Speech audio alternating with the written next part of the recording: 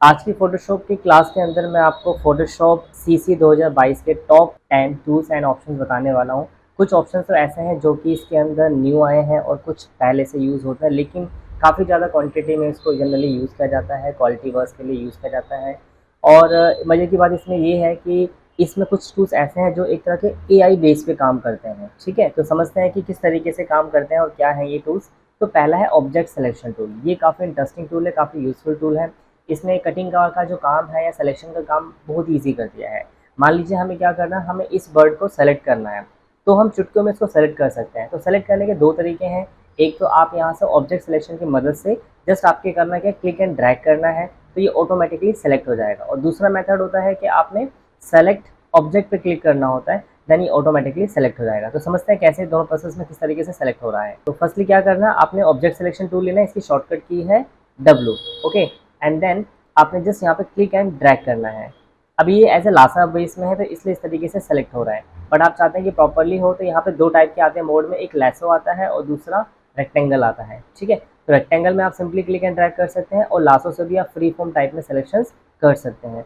तो ये ऑटोमेटिकली इसका सिलेक्शन बना देगा। तो आप ये देख सकते हैं ये इस तरीके से बन गया है। लेकिन इसी को अगर सपोज मैं क्लिक एंड ड्रैग करता हूँ, सपोज मैंने यहाँ से रेक्टेंगल और जस्ट क्लिक एंड ड्रैग, तो भी क्या करेगा, ये ऑटोमेटिकली इसको सेलेक्ट कर लेगा। यानी आपको ज़रूरी नहीं है कि पूरा ही कवर करना है, आपने मैक्सिमम एरिया कवर करना है जो भी आपको पार्ट सेलेक्ट करना है इमेज के अंदर। देन कुछ सेकंड्स के अंदर ये जो सिलेक्शन होगा ये डिपेंड करेगा आपकी स्पीड के ऊपर, आपके पीसी में कितना रैम है, ग्राफिक कार्ड्स कितना है, उसके बेसिस पे फास्ट काम करता है, ओके। अब आप ये देख सकते हैं कि ये इस तरीके सिलेक्शन प्रॉपरली बन चुका है। अब अगर मुझे सपोज बैकग्राउंड हटाना है तो मैं क्या करूँगा, बैकग्राउंड को अनलॉक करेंगे डबल क्लिक करके, उसके बाद कंट्रोल शिफ्ट आई करेंगे और फिर देन डिलीट कर देंगे, तो ये हमारा काम हो गया है, ठीक है। ऐसे ही दूसरा प्रोसेस क्या है समझिए, हमें इसके ऊपर करना है। हमें इसमें इस प्रोडक्ट को इसमें जितने भी करेक्टर्स हैं सबको सेलेक्ट करना है। तो आपने क्या करना है, ऑब्जेक्ट सिलेक्शन लेना है और यहाँ से सेलेक्ट ऑब्जेक्ट के ऊपर क्लिक करना है। तो इस पर क्लिक करते ही कुछ सेकंड्स में क्या होगा, जो भी इसके अंदर मेन पार्ट होता है वो उसको ऑटोमेटिकली फोटोशॉप सेलेक्ट कर लेता है, ठीक है। इसमें एक और मज़े की बात है कि हम अपने हिसाब से जो हमें पार्ट रखना है हम वो रख भी सकते हैं, हमें कुछ हटाना है तो हटा भी सकते हैं, ठीक है। तो अब आप देख सकते हैं कि मैंने सिर्फ और सिर्फ क्या किया, ऑब्जेक्ट सिलेक्शन लेकर के सेलेक्ट ऑब्जेक्ट पे क्लिक किया और ऑटोमेटिकली सेलेक्ट हो गया, ठीक है। अब इसमें क्या रहता है कि हमें मान लीजिए क्या करना है, सिर्फ एक पार्ट को सेलेक्ट करना है। हमें यहाँ पे ये चाहिए या फिर हमें ये बंदा चाहिए यहाँ पे, तो क्या करना, आपने यहाँ से रेक्टेंगल की बजाय आपको लेसो लेना है और अभी यहाँ पे ऐड है तो आप क्या कर लो, नॉर्मल सिलेक्शन ले लीजिए, ठीक है, यानी कि न्यू सिलेक्शन।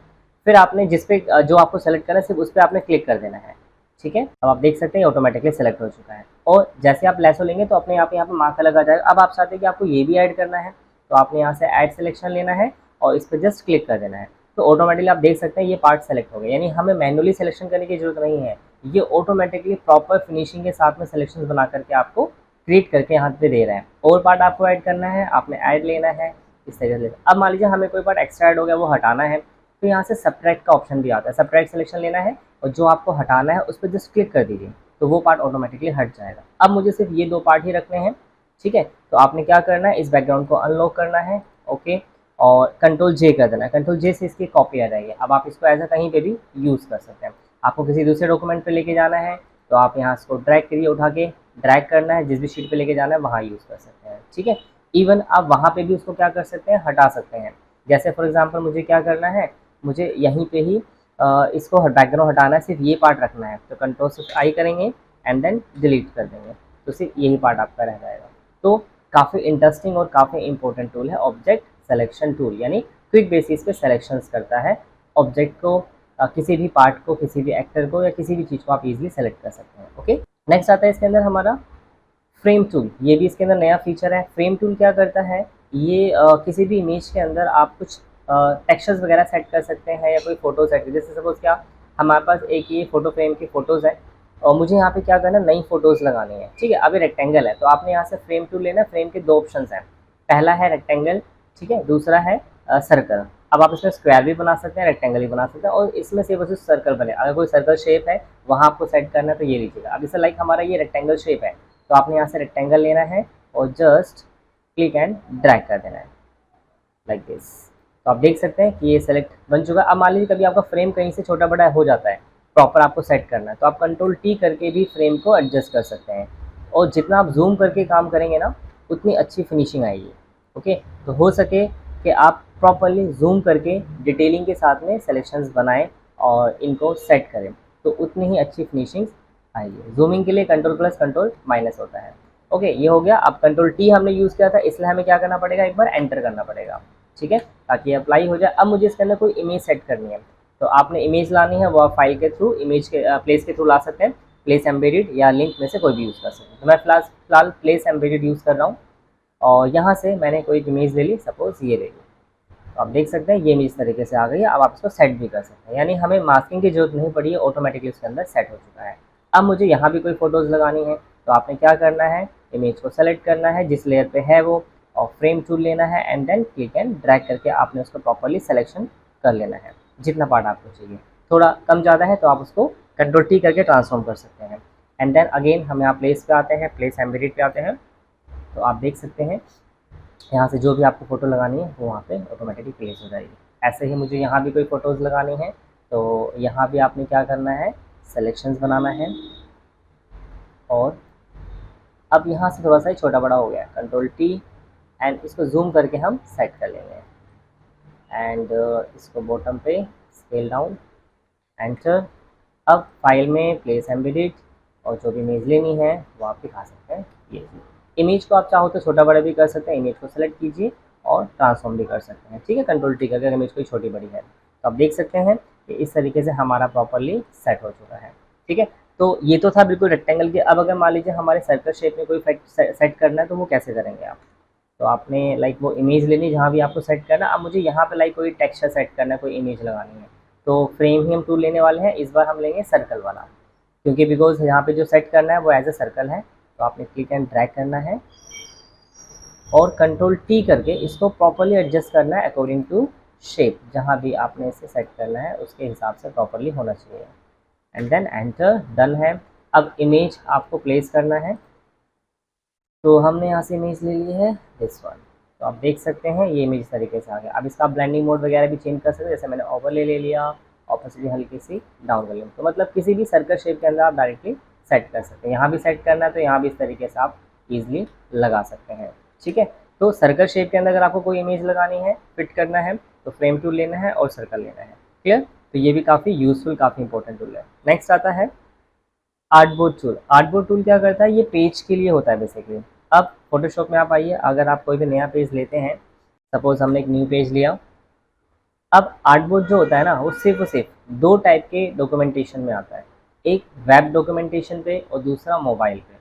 बाकी अगर आप नॉर्मल पेज लेते हैं, फोटो है, प्रिंट है, आर्टबोर्ड है, तो इसमें क्या होता है कि वो आपका नॉर्मल ऐसा इमेज की तरह, बैकग्राउंड की तरह आएगा। लेकिन अगर हम वेब और मोबाइल लेते हैं, तो आप देखिएगा कि वहाँ पे एक आर्टबोर्ड क्रिएट होता है। बाकी साइज़ आप यहाँ से ले सकते हैं, एंड देन क्रिएट पे क्लिक जैसे ही करेंगे तो यहाँ ऑटोमेटिकली आर्टबोर्ड का सेक्शन आ जाएगा। अब इसमें इसका फ़ायदा क्या है, इसको हम यूज़ कब करेंगे, जैसे हमें अलग अलग डिज़ाइंस बना के देने हैं, बैनर्स के लिए, वेबसाइट्स के लिए, सोशल मीडिया के पोस्ट बना के देने अलग अलग, तो हम यहीं पे अलग अलग साइज़ क्रिएट कर सकते हैं। जैसे एक आर्टबोर्ड ये है। अब आपने यहाँ मूव टूल के अंदर आता है आर्टबोर्ड, तो शॉर्टकट की है इसकी वी पे प्रेस करना आपने।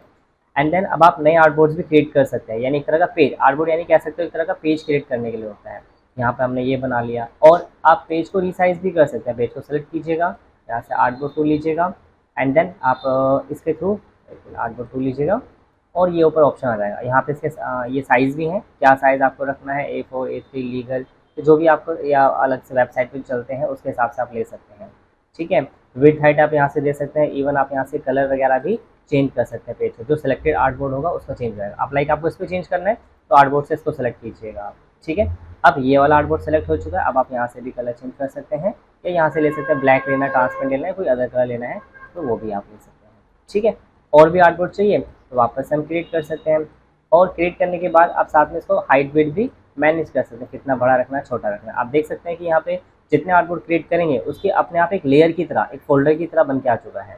ये जस्ट लाइक एक ग्रुप भी आप समझ सकते हैं, बट इसके अलग ही फीचर्स रहेंगे। अब जैसे मान लीजिए हमने आर्टबोर्ड 1 को सेलेक्ट किया हुआ, जो कि ये है आर्टबोर्ड 1। अब आपने ये सेलेक्ट किया हुआ है, और जो भी ऑब्जेक्ट आप बनाएंगे, जैसे फॉर एग्जांपल मैंने यहाँ से कोई शेप क्रिएट किया, तो यहाँ पे लेयर जो है ना वो अपने आप उसी आर्टबोर्ड के अंदर बनती जाएगी, जो आर्टबोर्ड सेलेक्टेड होगा। कोई और कलर हमने ले लिया यहाँ से, अब हम ड्रॉ करेंगे तो इस तरीके से आ रहा है, इसका भी आप कलर चेंज कर सकते हैं। तो ऑटोमेटिकली लेयर्स भी यहाँ पे आके देंगे उसी आर्टबोर्ड के अंदर। बट अब अगर मान लीजिए मैं आर्टबोर्ड 3 के अंदर आता हूँ, तो उसके लिए आपको आर्टबोर्ड 3 को सेलेक्ट करना है, और यहाँ से जो भी ऑब्जेक्ट ड्रॉ करना है वो ऑब्जेक्ट लीजिए, और आप जिस आर्टबोर्ड में ड्रॉ करेंगे ऑटोमेटिकली उसके अंदर वो बनता जाएगा, लेयर्स आती रहेगी।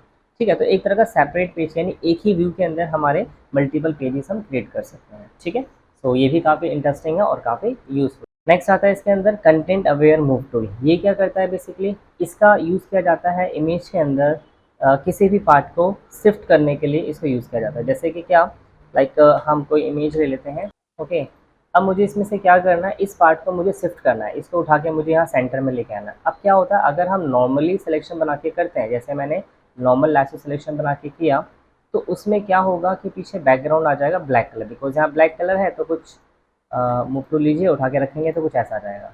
लेकिन हम चाहते हैं कि हमें इसकी पोजिशनिंग यहाँ सेंटर में करनी है, तो क्या करोगे, आपके पास यहाँ पे इसके अंदर फ्रेम के नीचे आएगा हीलिंग टूल के अंदर fourth option content aware move tool, इसकी शॉर्टकट की जे है। अब आप सोच रहे होंगे कि स्पॉट हीलिंग की भी जे है, तो इसको कैसे यूज़ किया जाएगा। देखिए, अगर मैं लाइक जे प्रेस करता हूँ तो ऑटोमेटिकली ये सेलेक्ट हो गया है, लेकिन मुझे उसके नीचे वाले करने हैं तो शिफ्ट जे करना है आपने, तो ऑटोमेटिकली उसी के अगला नेक्स्ट आता रहेगा। देख सकते हैं अभी हीलिंग आ गया है, अभी पैच आ गया है, और ये कंटेंट अवेयर मूव टूल आ गया है। ठीक है, तो ये इसकी शॉर्टकट की है, यानी शिफ्ट के साथ में आपके उस लेटर का प्रेस करना है, तो अपने आप ये नेक्स्ट वो आता रहेगा। तो अभी हम कंटेंट अवेयर लेते हैं, अब मुझे इसकी पोजीशन सेंटर में शिफ्ट करनी है, तो बस आपने करना क्या है, क्लिक एंड ड्रैग करके इसकी सिलेक्शन बनानी है। ठीक है, कुछ ऐड करना है तो यहाँ से ऐड कर सकते हैं, बिकॉज ये ऐड ले रखा था हमने।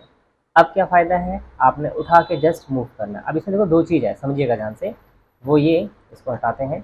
यहाँ पे मोड के अंदर दो ऑप्शन आते हैं, एक आता है मूव और दूसरा एक्सटेंड। मूव का मतलब होता है कि हम इसी को मूव कर सकते हैं, जैसे सपोज मैंने क्या किया, क्लिक एंड ड्रैग किया। ठीक है, तो जहाँ भी आपका पोजीशन रखनी है वो रख लीजिए। उसके बाद आपने यहाँ पे चेक बॉक्स पे क्लिक करना है, अप्लाई पे क्लिक करना है, तो इस पर जैसे ही क्लिक करेंगे, या तो आप एंटर भी कर सकते हैं और इस पर क्लिक भी कर सकते हैं, तो अपने आप यहाँ से हट जाएगा, यानी यहाँ अपने बैकग्राउंड क्रिएट हो जाएगा और ये पार्ट ऑटोमेटिकली यहाँ पे शिफ्ट हो जाएगा, आप देख सकते हैं। ठीक है, लेकिन अगर हमें इसकी डुप्लीकेट कॉपीज़ बनाने के पीछे हमें दिखाना है, तो फिर आपको उसके लिए एक्सटेंड यूज़ करना पड़ेगा। देखिए कैसे एक्सटेंड यूज़ करना है, सिंपली इसकी सिलेक्शंस बनाइए और ठीक है, यहाँ से मूव की जगह पे मैं लूँगा इस बार एक्सटेंड, और इस बार उठा के मैं उसको पीछे रख रहा हूँ लाइक दिस। ठीक है, तो वहाँ उसकी कॉपी बन जाएगी, अप्लाई कर दीजिए, देख सकते हैं। ये एक और बनाना, एक्सटेंड लिया, अगेन क्लिक एंड ड्रैग, इसको यहाँ रख दिया हमने और अप्लाई। तो इसके हम इसे डुप्लीकेट भी बना सकते हैं और किसी भी पार्ट में, इमेज में किसी भी पार्ट को कहीं भी शिफ्ट कर सकते हैं, मूव कर सकते हैं। ओके, तो ये भी काफ़ी इंटरेस्टिंग है। क्या नाम है इसका, content aware move tool, shortcut की है जे। आगे बढ़ने के लिए, नेक्स्ट टूल लेने के लिए सिर्फ जे यूज़ करना होता है। ओके, नेक्स्ट टूल आता है रिमूव बैकग्राउंड। ये भी काफ़ी इंटरेस्टिंग है, यानी जो लोग कटिंग का काम करते हैं उसके लिए काफ़ी काफ़ी कारगर काम साबित होता है बेसिकली ये टूल। इसमें विद इन अ सेकेंड हमारा काम हो जाता है, यानी ये भी एक तरह का एआई का ही फंक्शन है, एआई का ही कमांड है, एआई की तरह काम करता है। कैसे समझिएगा, तो हमें हमें क्या करना है, कोई भी इमेज लेनी है जिसमें भी आपको हटाना है। सपोज मुझे क्या करना है, इस इमेज में से सिर्फ ये बर्ड रखना है, बाकी बैकग्राउंड हटाना है। ओके, तो सबसे पहले आपने करना क्या है, उस बैकग्राउंड को अनलॉक करना है। वो कैसे करते हैं, बैकग्राउंड लेयर पर डबल क्लिक करके, देन आना है आपको विंडो पर और यहाँ से प्रॉपर्टी ओपन करनी है। सो वेयर इज प्रॉपर्टी, पीछे आएगा दिस वन, ये रही प्रॉपर्टी, इस पर क्लिक करेंगे तो यहाँ पे प्रॉपर्टी ओपन होगा। अब इसके अंदर नीचे हमारे पास आ रहा है क्विक एक्शन के अंदर, देख सकते हैं आप क्विक ऑप्शन का एक्शन का ऑप्शन आ रहा है, और यहाँ से आपने करना क्या है, रिमूव बैकग्राउंड करना है। ओके, तो जैसे ही मैं रिमूव बैकग्राउंड पर क्लिक करूँगा, विद इन कुछ सेकेंड्स के अंदर ये ऑटोमेटिकली बैकग्राउंड्स को रिमूव कर देगा। अभी आप देख सकते हैं कि ये रिमूव बेसिकली कर रहा है, प्रोसेसिंग हो रही है, और ये डिपेंड करता है इमेज का साइज़ कितना बड़ा है छोटा है, उसके हिसाब से बेसिकली काम करता है। बड़ा साइज़ है तो टाइम लगेगा, छोटा साइज़ है इमेज का तो जल्दी काम हो जाएगा। तो आप देख सकते हैं विद इन अ सेकेंड हमारा जो बैकग्राउंड है वो हट चुका है, वो प्रॉपर फिनिशिंग के साथ में। अब आपको पीछे बैकग्राउंड में जो भी कलर देना है या कोई इमेज लगानी है आप लगा सकते हैं। लाइक मैं कोई कलर फिल कर रहा तो मैंने एक न्यू लेयर ले लिया, उसको उठा के नीचे ड्रैग कर दिया, फिर यहाँ से ग्रेडियंट टूल लेंगे और जो भी कलर लेना है वो लेना है, स्टाइल जो लेना है वो लीजिए और फिर जस्ट क्लिक एंड ड्रैग कर सकते हैं। आप देख सकते हैं बिल्कुल फिनिशिंग के साथ में हमारा जो बर्ड है वो कटिंग होके आ चुका है, यानी कि बैकग्राउंड हट गया है और हमने अपने हिसाब से जो भी लगाना था हम वो लगा चुके हैं। ठीक है, तो ये भी काफ़ी इंटरेस्टिंग टूल है रिमूव बैकग्राउंड, यानी विद इन अ सेकंड में वो बैकग्राउंड्स को रिमूव करता है किसी भी इमेज का, किसी भी पार्ट का। ठीक है, तो आई होप सो आपको समझ में आ रहा होगा। नेक्स्ट आते हैं स्काई रिप्लेसमेंट। ये भी काफ़ी इंटरेस्टिंग, इसको भी आप एज ए एआई टूल कह सकते हैं, एआई की तरह ही काम करता है, एआई के बेस पे काम करता है। यानी स्काई रिप्लेसमेंट, यानी ये क्या करता है, किसी भी इमेज का स्काई चेंज करता है। जैसे फॉर एग्जांपल क्या, हमारे पास ये एक इमेज है, मुझे इसका क्या करना है, बैकग्राउंड कलर जो है वो चेंज करना है। ठीक है, यहाँ पे मुझे दूसरा स्काई लगाना है, मुझे लगाना है कि बिल्कुल डार्क सीन है या शाम का समय हो रहा है, उस समय का मुझे सीन दिखाना है। ठीक है, तो स्काई के दो जगह पे ऑप्शन है, एक एडिट में जाके आप स्काई रिप्लेसमेंट कर सकते हैं, यहाँ पे ये रहा रिप्लेसमेंट, और दूसरा होता है सेलेक्ट मेन्यू के अंदर स्काई सेक्शन। ठीक है, तो चलिए हम यहाँ से यूज़ करते हैं एडिट के अंदर स्काई रिप्लेसमेंट पे आएंगे तो ये ऑप्शन खुलेगा यहाँ पे। अब ये ऑटोमेटिकली पहले सेलेक्ट कर रहा है, एरिया आइडेंटिफाई कर रहा है कि कहाँ पे क्लाउड्स है, कहाँ पे स्काई है, ताकि वो सिलेक्शन कर पाए और अपने हिसाब से वहाँ पे प्रोसेस कर पाए। तो ये कुछ सेकंड्स का समय लेता है प्रोसेस करने में, एंड देन अपने आप ही वो आइडेंटिफाई कर लेता है कि हाँ यहाँ बैकग्राउंड, जैसे आप देख सकते हैं ये ऑटोमेटिकली यहाँ पे आ चुका है बैकग्राउंड, राइट। अब आपके पास ऑप्शंस भी है, सिर्फ यही बैकग्राउंड्स नहीं है, आपके पास और भी स्काई के ऑप्शन है। आपने यहाँ आना है, इसमें 3 टाइप के स्काईज हैं, जैसे ब्लू स्काईज है, स्पेक्ट्रल है और सनसेट है। इसके अलावा भी हम नेट से डाउनलोड करके यहाँ पे उसको यूज़ कर सकते हैं। ठीक है, तो फिलहाल हम लेते हैं इसमें से कोई भी, जैसे मुझे सनसेट में कोई लेना है या ब्लूज़ में काफ़ी सारे स्काईज हैं, तो आपको जो भी इसमें पसंद आ रहा है, जो आपको दिखाना है, उस पर सिंपली आप क्लिक कर दीजिएगा।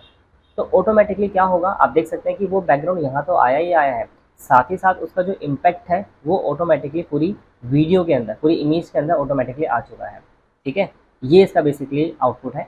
अब आप और भी इसमें चेंज करके देख सकते हैं जो आपको ठीक लगे, जैसे लाइक मैंने ये क्लिक किया तो इसके हिसाब से यहाँ बैकग्राउंड आ जाएगा, प्लस उसका जो आउटपुट होगा वो यहाँ पे भी इम्पैक्ट करेगा। ठीक है, डार्क में आपको दिखाना है तो आप सनसेट सीन में आ जाइए, यहाँ से कोई आप सीन ले सकते हैं, जैसे अब हमने डार्क टाइप में ले लिया है तो ये आ जाएगा। ठीक है, तो जैसा भी आपको अच्छा लगे, इंटरेस्टिंग लगे, वो आप दिखा सकते हैं। जैसे ये भी इसमें अच्छा लग रहा है एंड ये भी ठीक है इसमें। ठीक है, तो फिलहाल मैं लेता हूँ ये वाला सेक्शन, तो ये इस तरीके से आ गया है। ओके, अब इसके और भी प्रॉपर्टीज़ वगैरह हैं, शिफ्ट एच करते हैं, जैसे अगर मैं इसको बढ़ाता हूँ तो क्या होगा कि ये जो क्लाउड है ये थोड़ा शार्प होगा, यानी आगे से, और ये नीचे की ओर बढ़ेगा। कम करेंगे तो जो पीछे का बैकग्राउंड सा वो दिखेगा, यानी मिक्सअप सा दिखेगा, यानी पीछे का भी हल्का हल्का सा आएगा। तो यानी कि कौन सी चीज़ कितनी शिफ्ट करनी है, अगर हम बढ़ा रहे हैं तो जो हमने नया स्काई लगाया है वो ज़्यादा क्वान्टिटी में दिखेगा। ठीक है, कम करेंगे तो पीछे का जो बैकग्राउंड है वो हल्का हल्का सा भी आएगा, वहाँ पे शो होगा। एंड फेड एजेस है जो यहाँ पे जहाँ पे जो ये मिल रहे हैं, यानी कि दोनों स्काई और इमेज, उसका शिफ्ट कैसे रखना आपको बेसिकली, मतलब ये अगर हम कम करेंगे शिफ्ट एज तो क्या होगा, शार्प हो जाएगा बेसिकली यहाँ पे। ठीक है, तो फेडेड में हल्का सा मिक्सअप टाइप के आएगा, ऑपोजिट टाइप में आएगा। ब्राइटनेस, पूरे स्काई जो लगाया है उसकी ब्राइटनेस आपको बढ़ानी है या कम करनी है, अकॉर्डिंग टू इमेज आप ब्राइटनेस सेट कर सकते हैं। टेम्परेचर आपको येलोनेस ऐड करना है, ब्लूनेस ऐड करना है, इवन स्केल को आपको बड़ा करना है, छोटा करना है, वो भी आप यहाँ से एडजस्ट कर सकते हैं। ठीक है, फ्लिप करना है, फ्लिप कर सकते हैं। फिर इसमें आपको जो इमेज चाहिए वो कहाँ चाहिए, किस तरीके चाहिए, जैसे ये है तो आप यहाँ से इसका न्यू लेयर पे ले सकते हैं, डुप्लीकेट लेयर बना, डुप्लीकेट भी बना सकते हैं। तो हमने इसी का एक न्यू लेयर ले लिया है। ओके, तो ये ले सकते हैं, और कोई अगर ये अच्छा नहीं लग रहा है तो आप दूसरा ले लीजिए। सपोज हमने यहाँ से अगर अलग लेते हैं, ये ले लिया है। ठीक है, एंड देन इसको क्लिक कर दीजिए, और लास्ट में फाइनली आपने करना है क्या है, ओके पे क्लिक कर देना है। आप देख सकते हैं यहाँ पे ये अपना क्या चुका है। अब आप देखेंगे यहाँ पे क्या हो रहा है, ये स्काई की इमेज है, ये अपने आप एक अल्फा टाइप का मिक्सअप सा बन के आया है, और एक हल्का सा शेड है, यानी इसके ऊपर जो ब्लू कलर का शेड है वो पूरी इमेज पे भी यहाँ पे दे रखा है, यानी फोरग्राउंड कलर के बेस पे कलर इसका अपने आप आ गया है। ठीक है, तो इस तरीके से किसी भी इमेज का हम स्काई ऑटोमेटिकली चेंज कर सकते हैं। तो ये भी काफ़ी इंटरेस्टिंग और यूजफुल कमांड है, जस्ट लाइक एआई के बेस पे ही काम कर रहा है। नेक्स्ट आता है इसके अंदर कंटेंट अवेयर टूल, ये भी काफ़ी इंटरेस्टिंग है। ये किसी भी इमेज के अंदर से बैकग्राउंड को हटाने का काम करता है, मीन्स किसी भी पार्ट को हटाने का काम करता है। जैसे कि क्या, लाइक ठीक है, अब जैसे मुझे क्या करना है, इस इमेज के अंदर से हमें ये पार्ट हटाना है यहाँ पे, क्योंकि ये इस इमेज के अंदर ये सही नहीं आ रही, तो हमें इस लोगी को यहाँ से हटाना, रिमूव करना है। तो अगर मैं नॉर्मल सिलेक्शन बना के डिलीट करता हूँ तो आपको पता होगा कि वहाँ पे जो बैकग्राउंड कलर है वो आ जाता है। जैसे हमने इसकी सिलेक्शन बना ली और डिलीट कर हम नॉर्मल करते हैं, अब बैकग्राउंड को अनलॉक कर दिए और डिलीट करेंगे तो अपने यहाँ पे ट्रांसपेरेंट टाइप में समथिंग वो आ रहा है। बैकग्राउंड अगर लॉक होगा तो ब्लैक कलर आ जाएगा। ठीक है, तो आपने करना क्या है, किस तरीके से इसको हटाना है कि अपने आप ही वहाँ का बैकग्राउंड भी क्रिएट हो जाए और ये भी यहाँ से हट जाए। तो उसके लिए हम यूज़ करते हैं, एडिट में हमारे पास होता है फिल के अंदर कंटेंट, और एक यहाँ भी ऑप्शन है कंटेंट अवेयर फिल ऑप्शन। ठीक है, कैसे यूज़ करना समझिएगा। तो यहाँ पे मैं इसकी सेलेक्शंस बना रहा हूँ, और आपने थोड़ा सा एक्स्ट्रा एरिया लेना है इसमें, बिल्कुल एज टू एज सेलेक्शन नहीं करना है, एक्स्ट्रा लेना, ताकि जो बैकग्राउंड वहाँ पे पीछे है वो उसके अंदर आ सके और वो उस हिसाब से बैकग्राउंड को क्रिएट कर सके। ओके, तो शेडो भी आप ले सकते हैं, बिकॉज शेडो भी हमें हटानी होगी, और इस तरीके से हमने ये सेलेक्ट कर लिया। ठीक है, एंड देन आपको आना है एडिट के अंदर, फिल सेक्शन के अंदर। और इसके अंदर मिलेगा आपको कंटेंट अवेयर ऑप्शन, ठीक है। एडिट के अंदर फिल आप दोबारा देख सकते हैं, एडिट के अंदर फिल सेक्शन के अंदर आएगा कंटेंट अवेयर, एंड देन यहाँ से जस्ट ओके पे क्लिक कर देना है। तो ऑटोमेटिकली क्या करेगा, ये बैकग्राउंड्स को हटा देगा, मतलब जो भी वहाँ पार्ट है वो हटा देगा, और आप देख सकते हैं बिल्कुल भी आपको नहीं लग रहा कि हाँ वही कोई पार्ट था, यानी अभी हमारी इमेज जो सीनरी है वो कंप्लीट हो गई है, ठीक है। तो इस तरीके से इमेज के अंदर किसी भी पार्ट को हटाना हो, ठीक है, हटाने के बाद वो बैकग्राउंड ऑटोमेटिकली क्रिएट भी करना हो, तो उसके लिए हमें क्या करना होता है, फिल के अंदर कंटेंट अवेयर ऑप्शंस को यूज़ करना होता है। तो ये भी काफ़ी हाईफुल कमांड है, काफ़ी इंटरेस्टिंग कमांड है, और इवन अपने इमेज को पोर्ट्रेट को क्रिएटिव बनाने के लिए आप इसको यूज़ कर सकते हैं। ओके, नेक्स्ट आता है पर्सपेक्टिव रैप टूल। ये भी काफ़ी इंटरेस्टिंग है। पर्सपेक्टिव रैप क्या करता है, किसी भी पर्सपेक्टिव चीज़ को आप अगेन उसको रीसेट कर सकते हैं, रीसाइज कर सकते हैं। जैसे कि क्या, हमने यहाँ पे एक पर्सपेक्टिव इमेज ले ली है, अब मुझे क्या करना है, इसको पर्सपेक्टिवली एडजस्ट करना है, ठीक है। तो यहाँ से एडिट में ऑप्शन आता है पर्सपेक्टिव रैप टूल, तो आपने इसको अनलॉक करना है और एडिट पे जाना है। ओके, अब इसमें जो ये ऑप्शन है पर्सपेक्टिव रैप वाला, ये एक्चुअली जिसमें ग्राफिक कार्ड होगा उसके अंदर वर्क करेगा। मैं आपको थोड़ा सा आइडिया दूँ काम कैसे करता है। ये बेसिकली करना है कि आपको पहले इतना एरिया सिलेक्शन करना होगा, ये ऑटोमेटिकली पर्सपेक्टिव वे में आएगा जैसे जिस टाइप के दिख रहा है। फिर आपको एक यहाँ अगेन सिलेक्शन बनाना होगा इसी टूल से, यानी एडिट से ही आपको पर्सपेक्टिव रैप से ही। उसके बाद आप इस इमेज के अंदर से सिर्फ इस पार्ट को एडजस्ट कर सकते हैं, मतलब स्केल अप एंड डाउन कर सकते हैं as a just like perspective है। जैसे क्या होता है नॉर्मल जब हम कंट्रोल टी करते हैं तो क्या होता है कि वो पूरी इमेज के साथ में होता है, लेकिन अगर हम चाहते हैं कि हमें सिर्फ और सिर्फ बिल्डिंग के ना इसी पार्ट को ही एडजस्ट करना है, तो उस केस में आपको यहाँ से पर्सपेक्टिव रैप यूज़ करना होगा। ओके, इसके लिए अलग से मैं एक वीडियो बनाऊंगा, then I will explain you किस तरीके से करना है आपको, बट काफ़ी यूजफुल कमांड है। नेक्स्ट आता है यहाँ पे कैमरा रो फिल्टर। ये अपने आप में काफ़ी फीचर है, काफ़ी इंटरेस्टिंग चीज़ है। इसके अंदर आप किसी भी फ़ोटो को इन्हेंस कर सकते हैं, उसकी क्वालिटीज़ को अच्छा कर सकते हैं। कैसे, आइए समझते हैं। तो हम कोई भी फ़ोटो लेते हैं जिसमें हमें ये वर्क करना है, तो मैंने यहाँ से एक ये फ़ोटो ले लिया है। अब मुझे इसमें क्या करना है, फ़ोटो को इन्हेंस करना है, तो मैं कंट्रोल जे कर रहा हूँ ताकि मैं बाद में आपको डिफ्रेंशिएट कर पाऊँ कि दोनों में क्या डिफरेंस है, क्या क्वालिटी हुई है। तो ये हमने कंट्रोल जे से कॉपी बना लिया है। देन फिल्टर सेक्शन पे आना है और यहाँ आपको आना है कैमरा रो फिल्टर। शॉर्टकट की है इसकी, शिफ्ट कंट्रोल ए प्रेस करेंगे तो भी ऑटोमेटिकली आ जाएगा। तो इस पर क्लिक करते हैं। नाउ ये इसका अलग से एक पैलेट खुलेगा, यहाँ पे आप वर्क कर सकते हैं। तो कैमरा रो 14.1 आ गया जो कि लेटेस्ट है। अब यहाँ पे हमारे पास कई सारी चीज़ें जैसे बेसिक पैरामीटर्स हैं, कर्व्स हैं, डिटेल्स हैं, कलर मिक्सचर है, कलर ग्रेडिंग्स है, ऑप्टिक्स है, ज्योमेट्री है, एक्सेट्रा एक्सेट्रा, कई सारी चीज़ें। प्लस इसकी प्रोफाइल्स भी हैं यहाँ से। जैसे अगर आपको कलर पे काम करना है तो ये ले लीजिए, और ब्लैक एंड वाइट काम करना है तो मोनोक्रोम ले लीजिए आप। तो मोनोक्रोम में वो ब्लैक एंड वाइट शेड में काम आएगा। तो फिलहाल मैं लेता हूँ कलर। ओके, और अब बेसिक में क्या है, बेसिकली कलर प्रोफाइल। जैसे इसमें आपको हल्का सा येलोनेस ऐड करना है, यानी ब्राइट करना है, तो आप टेम्परेचर बढ़ा सकते हैं। तो आप देख सकते हैं येलोनेस ऐड हो, या ब्लूनेस शेड ऐड करना है तो टेम्परेचर कम, यानी कि ये वार्म टेम्परेचर हो रहा है और ये कूल टेम्परेचर हो रहा है, ठीक है। तो टेम्परेचर आपको क्या रखना है अपनी इमेज के अंदर, वार्म टेम्परेचर दिखाना है या कूल टेम्परेचर दिखाना है, तो उसके हिसाब से आप यहाँ सेट कर सकते हैं। फिर टिंट आता है, यानी कलर ग्रेडिंग, कलर शेडिंग। आपको पर्पल शेड हल्का सा ऐड करना है तो यहाँ से पर्पल की ओर बढ़ाएंगे। ग्रीन शेड ऐड करना है हल्का सा तो ग्रीन ऐड कर सकते हैं, यानी उसके अंदर ग्रीन शेड प्लस जो उसके अंदर क्वालिटीज़ हैं कलर की वो हल्का सा इनहेंस हो जाएगा, ठीक है।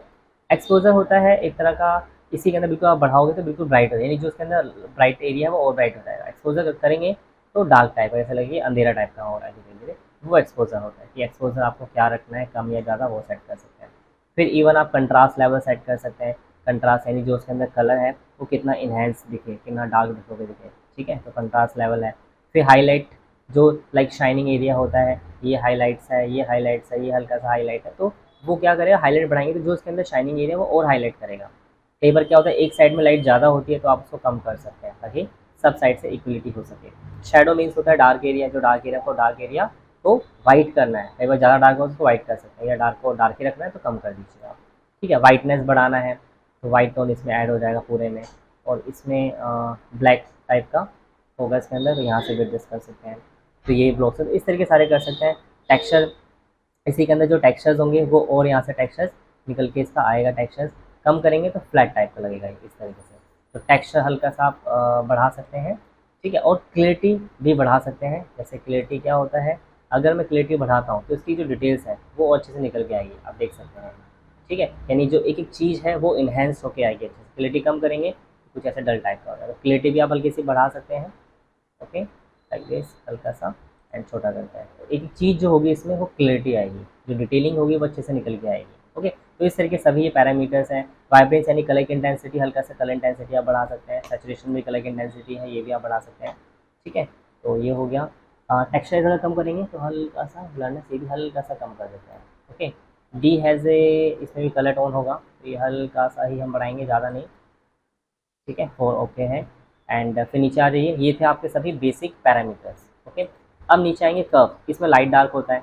अगर आप ऊपर आप करेंगे तो लाइट होगा, नीचे करेंगे तो डार्क होगा। तो ये भी आप सेट कर सकते हैं। अभी लाइट डार्क हो रहा है बिकॉज यहाँ आपका पॉइंट कर्व है। अगर आप रेड लेते हैं तो रेड कलर ऐड होगा, कम होगा। नीचे करेंगे तो ग्रीन लेते हैं, ऊपर करने पे ग्रीन कलर ऐड होगा, नीचे करने पे डाउन होगा। तो कलर शेडिंग्स भी ऐड कर सकते हैं।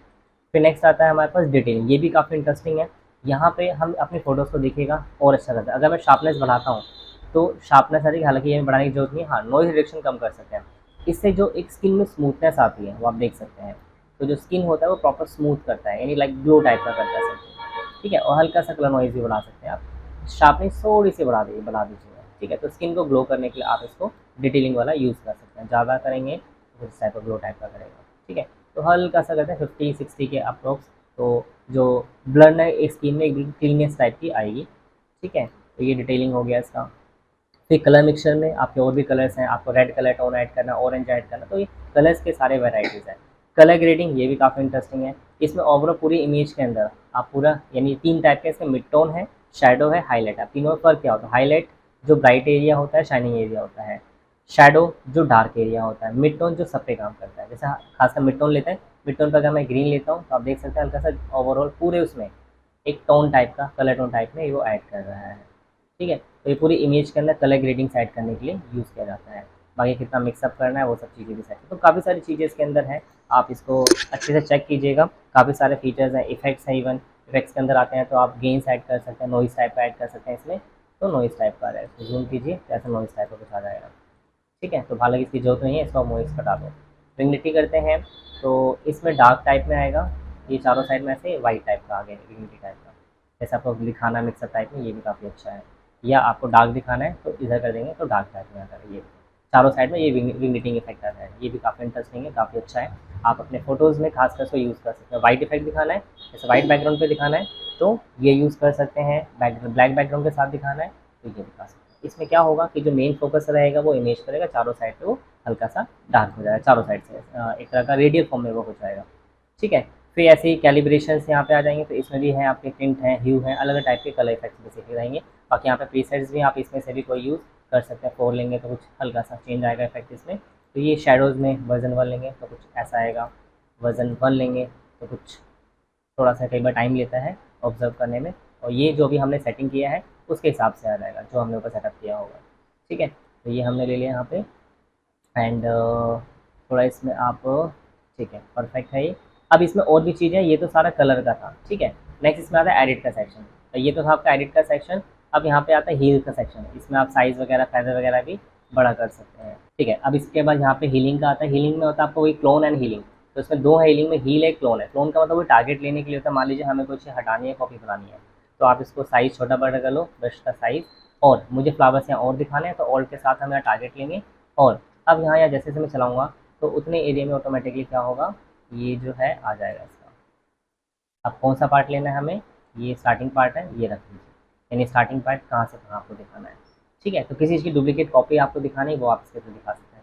इसी को आपको साइज़ बड़ा करना है, इवन आप बड़ा कर सकते हैं। जो ब्रशेज़ वगैरह है, फेदरनेस आपको कम करना है, कम कर सकते हैं। ठीक है, हल्का बढ़ाना है ताकि शार्पनेस थोड़ी ज़्यादा रहे, वो चीज़ आप सेट दिखा सकते हैं। ऑब्जेक्टिव हल्का सा कम दिखाना है, उसको कम दिखा सकते हैं, लाइट सा आए। ठीक है, तो ये काफ़ी इंटरेस्टिंग चीज़ है, काफ़ी सारी चीज़ें। फिर नेक्स्ट आता है इसके अंदर आपके पास सेलेक्शंस का आता है। स्टार्ट टूट कर दीजिए, ये भी मास्किंग टाइप का रहेगा। इसमें आप मास्क वगैरह कर सकते हैं, कुछ चीज़ें हटा सकते हैं, कुछ चीज़ों को आपको सिर्फ पर्टिकुलर एरिया पे आपको काम हो। जैसे अभी क्या हो रहा था कि हमने जो सिलेक्शन बनाया तो क्या हुआ कि वो पूरे पे काम कर रहा था। इसको ओके कर दीजिए आप, continue continue continue, get started. तो इसमें क्या रहेगा, अभी जो भी हम यहाँ इम्पैक्ट कर रहे हैं वो ओवरऑल पूरी इमेज पे कर रहा है, बट मैं चाहता हूँ मुझे इसके फेस पे सिर्फ ग्लो करना है या सिर्फ इस बेबी पे हमें काम करना है, तो हम सिलेक्शन बना सकते हैं। जैसे मैं सेलेक्ट सब्जेक्ट करेंगे तो अपने आप ही क्या करेगा, इसके अंदर इस पार्ट को सेलेक्ट कर लेगा। अब जो भी आपको कलर टोन वगैरह करना है वो पार्टिकुलर रेंज के अंदर ही सिर्फ और सिर्फ काम करेगा। ठीक है, तो ये काफ़ी हाई लेवल का, यानी एआई का एक तरह का एडवांस फीचर आप कह सकते हैं कि फ़ोटोशॉप में दिया हुआ है। और जितने भी लोग फोटोज़ में काम करते हैं, एडिटिंग का काम करते हैं, वो सारा का सारा इसी के अंदर करते हैं। आप देख सकते हैं सिलेक्शन बन चुका है ऑटोमेटिकली, ठीक है। रेड कलर का डेट मीन्स कि सेलेक्ट बन चुका है। अब आपने यहाँ नीचे आना है। अब आप जो भी यहाँ से कलर टेम्परेचर वगैरह सेट करते हैं, एक्सपोजर बढ़ाएंगे, हाईलाइट बढ़ाएंगे, तो सिर्फ और सिर्फ इतने एरिया पे ही वो इफेक्ट करेगा। डिटेलिंग्स वगैरह है, शार्पनेस है, अब अगर हम बढ़ाएंगे तो शार्पनेस सिर्फ और सिर्फ इसके अंदर बढ़ेगी, नॉइज रिडक्शन सिर्फ और सिर्फ इसके अंदर होगा, ठीक है। कलर आप ऐड करते हैं, ये तो इफेक्ट हो गया। क्लियरिटी थोड़ी सी बढ़ाते हैं तो सिर्फ और सिर्फ इसी के अंदर वो काम करेगा, पूरी बैकग्राउंड के अंदर नहीं करेगा। हल्का सा वार्म लुक देते हैं इसको, ठीक है। तो सिर्फ और सिर्फ इतने एरिया में ही वो काम करेगा, बाकी जगह पे इम्पैक्ट नहीं करेगा। क्यों? क्योंकि हमने मास्क किया हुआ है, ओके। तो इस तरीके से सारे ये अलग अलग फंक्शंस आपके हैं ये, ओके। फिर नेक्स्ट यहाँ से आता है आपका रेड आई टूल। कोई पार्टिकुलर आपने लाइक फ्लैश करके लाइट खींचा हुआ है, तो यहाँ पे इस तरीके से इसका फ्लैश रिफ्लेक्शन आ जाता है, उसको हटाने के लिए रेड आई का टूल होता है, ठीक है। फिर यहाँ से प्रीसेट्स भी होते हैं, अलग अलग टाइप के यहाँ पे प्रीसेट्स हैं बने बनाए, ये भी इंटरेस्टिंग है। आपको लाइक मेहनत नहीं करनी है तो आप यहाँ से सिंपल क्लिक कर दीजिए, वैसा इम्पैक्ट अपने यहाँ पे खुद ब खुद आ जाएगा, ठीक है। आप जिस पे क्लिक से डीप स्किन ले लिया तो ये अपने आप यहाँ पे डीप स्किन टाइप का जो इसमें प्रीसेट्स होंगे वो अपने आप अप्लाई होकर आ रहा है, लाइक दिस, इस तरीके से कुछ यहाँ पे होकर, ठीक है। तो आपको जो इसमें अच्छा लगे वो आप यूज़ कर सकते हैं। जैसे हम जिस पे लेके जा रहे हैं आप देख सकते हैं वैसा इम्पैक्ट आ रहा है। मैं क्लिक नहीं कर रहा हूँ, सिर्फ हम लेके जाने पर ही वो दिखा रहा है। तो जो आपको लग रहा है कि आपके इमेज के अंदर ये ज़्यादा अच्छा लग रहा है, यानी यहाँ आपको सेट नहीं करना है, पहले से बने बनाए काफ़ी अच्छे अच्छे इफेक्ट्स हैं, तो वो आप ले सकते हैं, ठीक है। तो फाइनली आपने ये लेने के बाद जस्ट ओके कर देना है, तो वैसा आउटपुट वहाँ पे आपका आ जाएगा। अभी खुलता है, आप देख सकते हैं पहले का आउटपुट कैसे था और अब का आउटपुट। तो किसी भी फ़ोटोज़ को इन्हेंस्ड करना हो, उसकी क्वालिटी को अच्छा बनाना हो, उसके लिए आप फ़िल्टर में रो फ़िल्टर को यूज़ कर सकते हैं, कैमरा रो फ़िल्टर को यूज़ कर सकते हैं। तो काफ़ी एडवांस लेवल का फीचर है, एआई की तरह बेस पे काम करता है बेसिकली, ओके। नेक्स्ट आता है इसके अंदर हमारा last puppet wrap. Puppet wrap क्या करता है कि एक तरह का इमेज के अंदर आप एडिटिंग कर सकते हैं, किसी पार्ट को मॉडिफाई कर सकते हैं पूरे स्ट्रक्चर में। जैसे कि क्या, हम इमेज लेते हैं और मुझे इसमें बर्ड का जो एंगल है थोड़ा चेंज करना है, तो पहले तो मैं क्या करूँगा, इसको अनलॉक करूँगा, बैकग्राउंड का हटाऊँगा। तो विंडो पे जाएंगे, प्रॉपर्टीज़ पे जाएंगे और यहाँ से मैं रिमूव बैकग्राउंड करूँगा, जिससे कि अपने आप ही इसका बैकग्राउंड हटा देगा। तो ये आप देख सकते हैं बैकग्राउंड हट गया है, ठीक है। तो अब इसको मैं एक न्यू ले लेके इसको मर्ज कर दे रहा हूँ, कंट्रोल ई। अब मुझे इस पर वर्क करना है, तो आप एडिट पे आएंगे और यहाँ पे आएगा पपेट रैप, और यहाँ पे आप क्लिक कर दीजिए, पॉइंट्स बना दीजिए। इससे फ़ायदा क्या होगा कि आप वीडियोस को सेट कर सकते हैं, मतलब एडिट कर सकते हैं। जैसे कि मुझे यहाँ पे इसको मॉडिफाई करना है, थोड़ा सा इसको मॉडिफाई करना है, तो हमने क्या एडिट में सिंपल पपेट रैप लिया। उसके बाद जहाँ जहाँ मुझे जैसे जैसे पॉइंट्स है वैसे वैसे हम क्लिक करते हैं। इसमें ध्यान रखना, आप हो सकता है कि जब आप ये ऑन करें तो शो मैश आ जाएगा, ऐसा कुछ आएगा। तो मैश को हटाने के लिए आपको इसको ऑफ करना है और फिर अपने हिसाब से पॉइंट्स बना लीजिए, और जहाँ जहाँ आपको इसमें जैसे चेंजेस करना है, छोटा बड़ा करना है या एंगल इसको किसी दूसरे उसको उस पर दिखाना है, आपको कोई ऐसा वॉलपेपर है यहाँ दिखाना है कि हाँ ये इस तरीके से सेट है या इस तरीके से बैठा हुआ है इस पर, तो आप यहाँ दिखा सकते हैं, ऐसे ऐसे दिखा सकते हैं, ठीक है। तो यानी कि एक तरह का आप कह सकते हैं कि इमेज के अंदर आप उस पार्ट को पूरा ही एक स्ट्रक्चर बदल सकते हैं, उसका पूरा ही आउटपुट उसका आप बदल सकते हैं। बस ध्यान से जाना है, पॉइंट पे क्लिक करना है और उसको एडिट करना है आपने, ठीक है। लास्ट में आपने अप्लाई एंटर कर देना या फिर यहाँ पे अप्लाई पे क्लिक कर देना, तो जो आपने लिया था वो अप्लाई हो चुका। अब आप इसके नीचे बैकग्राउंड पे कुछ भी कलर्स वगैरह दे सकते हैं, ठीक है। तो यानी कि इमेज के अंदर पूरे स्ट्रक्चर को आपको चेंज करना हो, बदलना हो, उसके लिए एडिट के अंदर पपेट रैप का ऑप्शन यूज़ किया जाता है, ओके। तो काफ़ी इंटरेस्टिंग है, काफ़ी यूज़फुल टूल है ये, और ये आपकी इमेज के अंदर एक तरह का उसका पूरा है मॉडिफिकेशन आप कर सकते हैं, उसका स्ट्रक्चर आप पूरा का पूरा बदल सकते हैं, ओके। तो ये थे आज आपके लिए फोटोशॉप के बेस्ट 10 टूल्स, या बेसिकली आप कह सकते हैं कि यूज़ किए जाने वाले ऑप्शंस एंड टूल्स। यानी कि अगर आपको फोटोशॉप में इनकी कमांड नहीं है, आपको ये नहीं पता है, डेट मीन्स आपको फोटोशॉप अच्छे से नहीं आता है, ठीक है। तो इसलिए ये काफ़ी इंटरेस्टिंग है और इनको आप देखिएगा, इनकी प्रैक्टिस कीजिएगा। तो आज की क्लास में बस इतना ही। बाकी अगर आपको वीडियो अच्छी लगी हो तो लाइक करें, शेयर कीजिए और सब्सक्राइब कीजिए। अगर आपने अभी तक हमारे चैनल को सब्सक्राइब नहीं किया है तो अभी सब्सक्राइब करिए, ताकि आपको आने वाली वीडियोस का अपडेट मिल सके और आप इसमें इस चीज़ों किन चीज़ों के अंदर आप एक्सपर्ट बन सकें। तो अब मिलते हैं नेक्स्ट वीडियो में। Thanks for watching, bye bye.